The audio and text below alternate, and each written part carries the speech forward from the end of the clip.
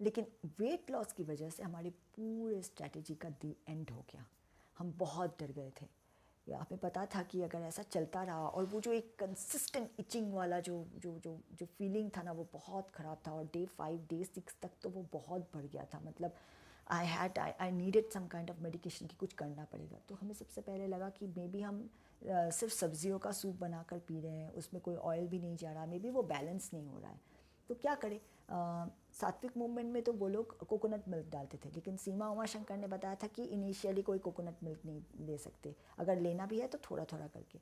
हमने coconut milk का बारे में सोचा ही नहीं। अब हमें लगा कि ठीक है चलो कोकोनट मिल्क थोड़ा मिलाते हैं। तो कोकोनट मिल्क बनाने का प्रोसेस हमने संडे बैठ बैठ के ट्राई किया और थोड़ा बहुत कोकोनट मिल्क बन गया। तो नेक्स्ट मंडे से, मतलब वीक 2 से, हमने अपने उसमें सूप में थोड़ा कोकोनट मिल्क मिलाया।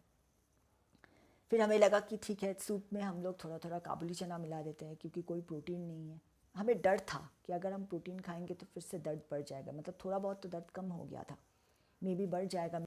ये सब बहुत सारा कन्फ्यूजन हमारे दिमाग में आ गया था। यही सारे मिस्टेक्स हैं जिनकी वजह से प्रॉब्लम थी ना, वो ज़्यादा बढ़ गई थी। अगर अच्छा सा डाइट प्लान होता, एक डाइट प्लान जो हमने आप यहाँ पे शेयर किया है अपने चैनल पे, जिसका नाम है DASRAP, आप देखेंगे उसको। अगर आप उसको देखेंगे तो वो देखेंगे कितना बैलेंस्ड डाइट प्लान है, कितने अच्छे से बहुत रिसर्च करके, अपने ऊपर बहुत एक्सपेरिमेंट करके हम फाइनली इस डाइट प्लान तक पहुँचे थे 2023 में।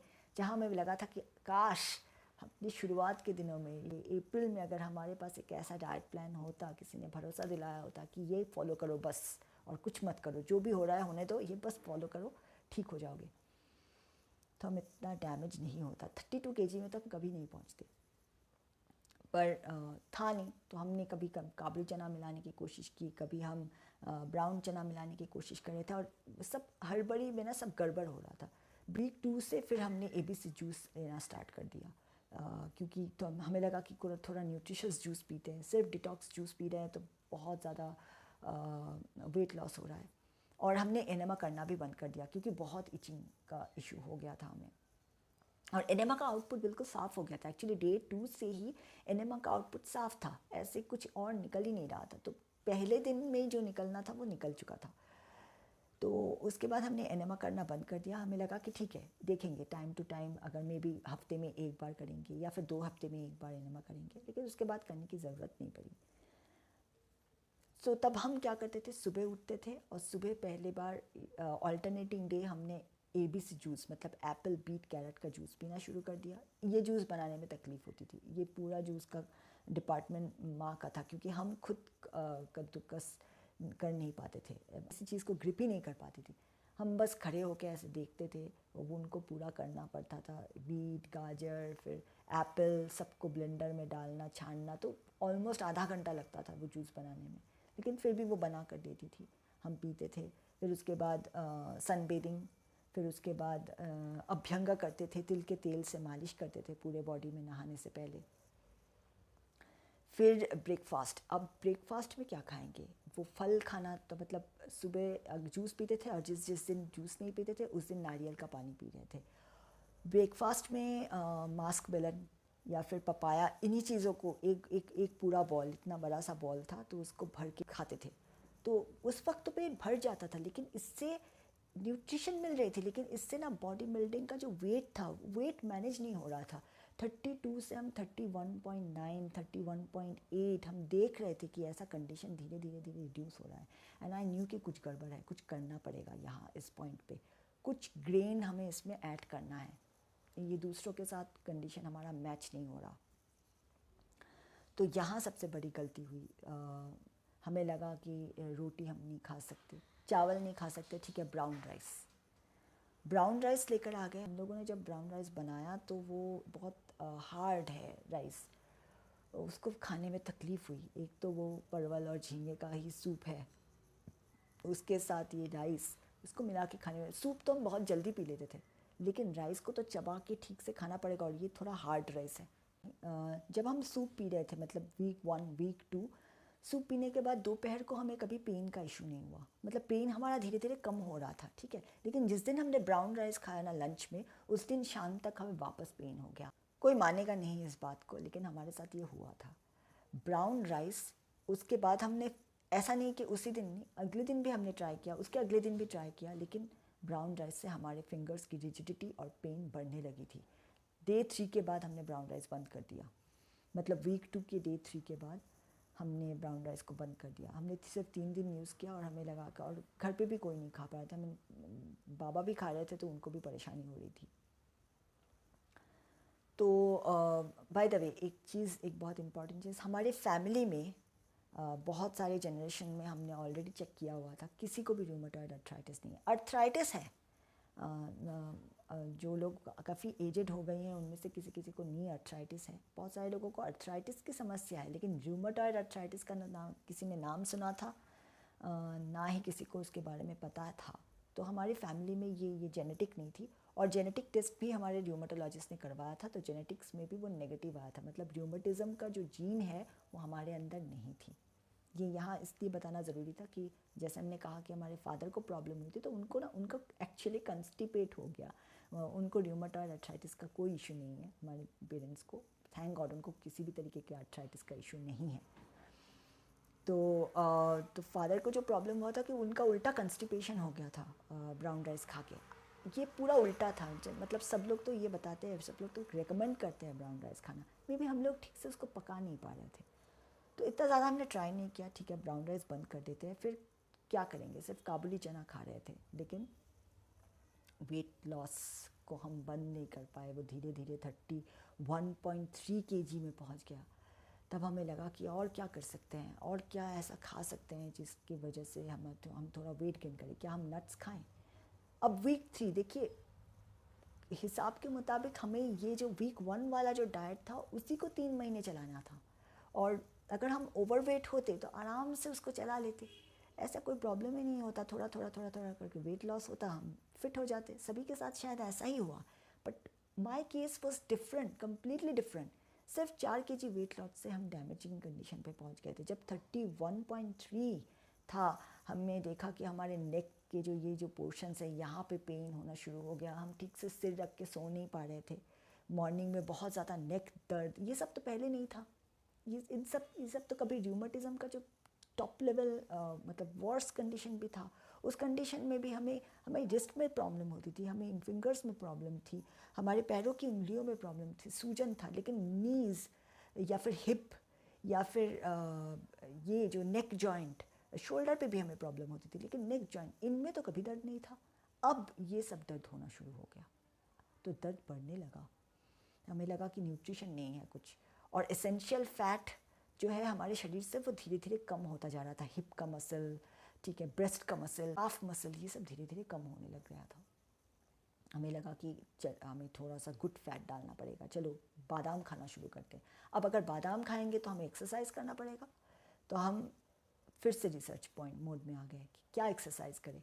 बहुत सोच समझने के बाद हमें लगा कि सबसे बेस्ट है सूर्य नमस्कार करना।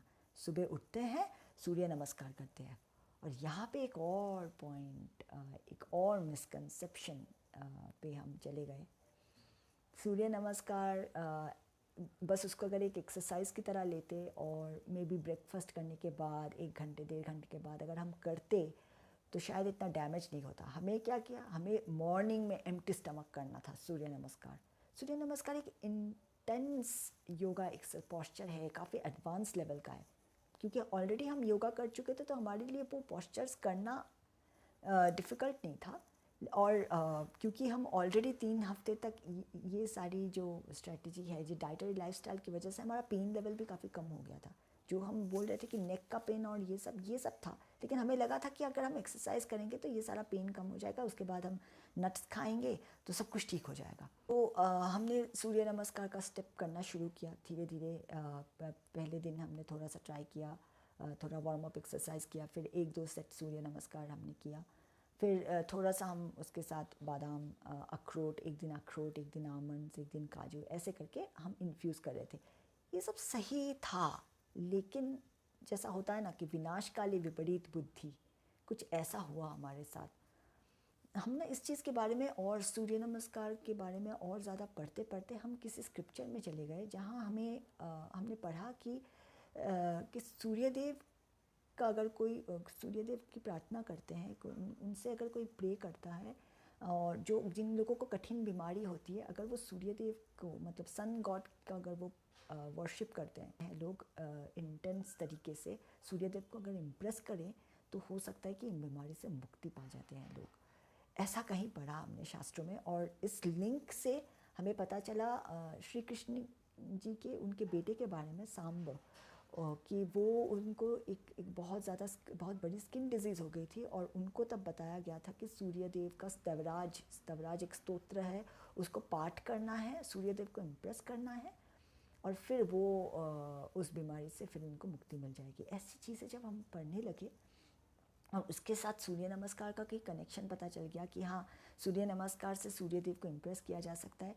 कुछ सूर्योदय के टाइम पे, मतलब मॉर्निंग में जब सनराइज़ हो रही है उस टाइम पे अगर कोई 36 सेट्स ऑफ सूर्य नमस्कार करता है, 36 सेट्स, एक सेट में 8-9 पोस्चर्स होती हैं शायद, वो ऐसे 36 सेट करना पड़ेगा। तो अगर ऐसा कोई करता रहता है ज़िंदगी भर तो सूर्यदेव इम्प्रेस हो जाते हैं और हमें हमारी बीमारी से वो मुक्त कर देते हैं। ये सब पढ़ने के बाद हम बहुत ज़्यादा इंस्पायर्ड हो गए, मोटिवेटेड हो गए।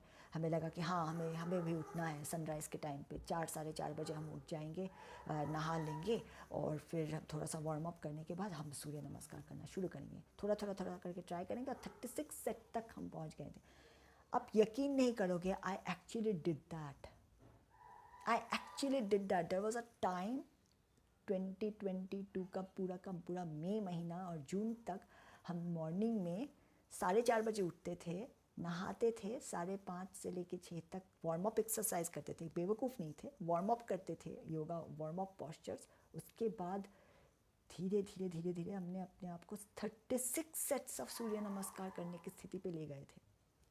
पहले के 1-2 हफ्ते सब कुछ ठीक चल रहा था, ठीक है। और खाना क्या खाते थे? वो ब्राउन राइस हमने दोबारा स्टार्ट किया, ब्राउन राइस खाना, और काबुली चना, थोड़ा इतना सा काबुली चना, और कुछ 1-2 अखरोट, या तो फिर 2-3 काजू, और हमें लगा था कि हमको बहुत ज़्यादा न्यूट्रिशन मिलेगा, ठीक है। हमने बनाना भी स्टार्ट कर दिया था कि बनाना खाएंगे, कभी 1 केला, कभी 2 केला, और हमें लग रहा था कि हम बहुत अच्छे रहेंगे। कुछ अच्छा नहीं था। बाय जून हमने पूरा डैमेज कर लिया था अपने आप को।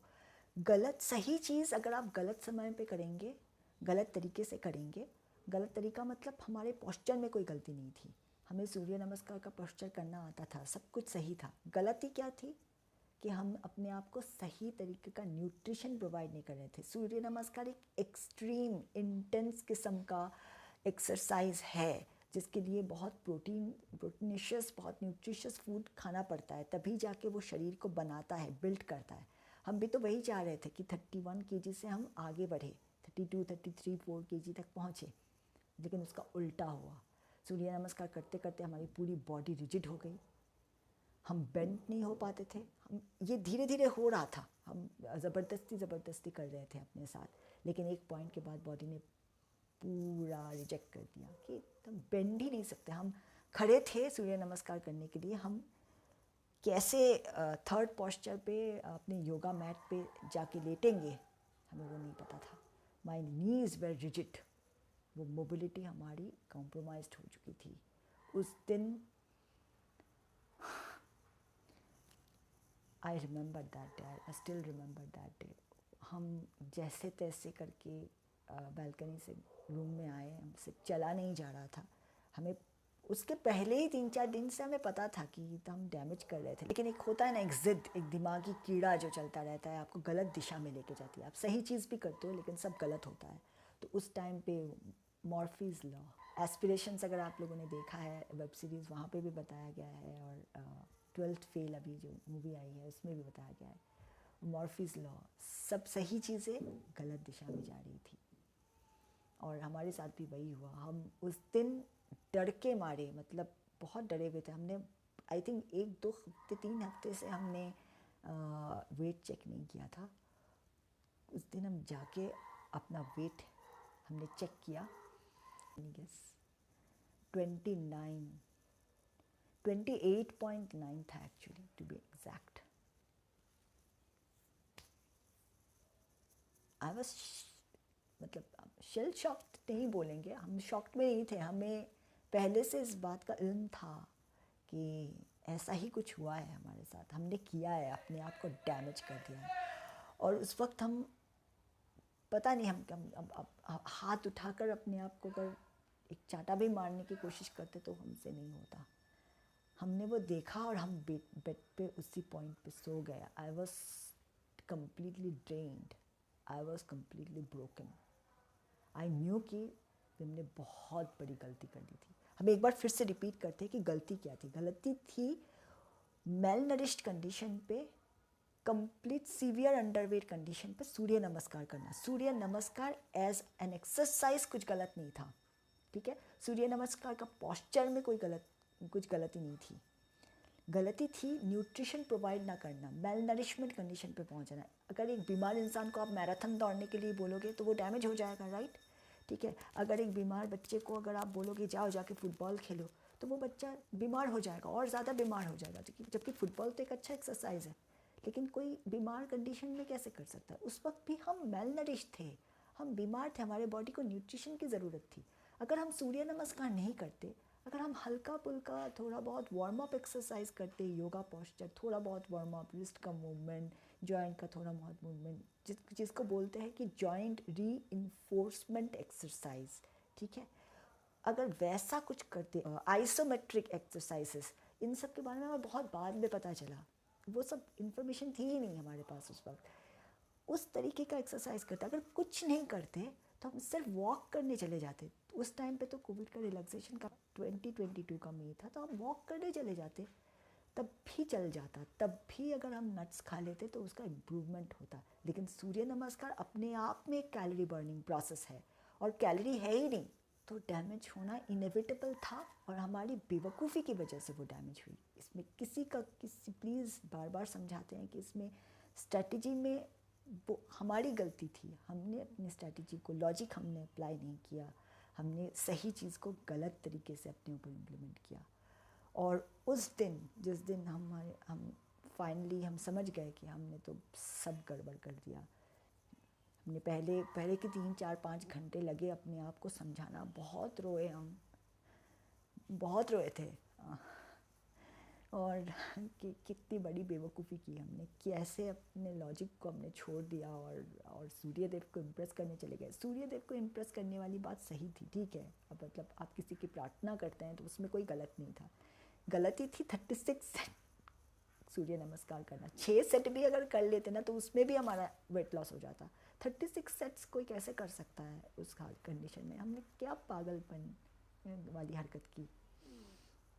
लेकिन बट मतलब पूरी बॉडी हमारा एक अलग कंडीशन पे था। लेकिन ये जो है ना, ये मतलब दिस इज़ माय फ्रेंड, ठीक है। ये हमेशा हमें सही रास्ता दिखाता है। तो थोड़ी देर के लिए बस 4-5 घंटे तक रोए, फिर बहुत अपने आप को कोसा।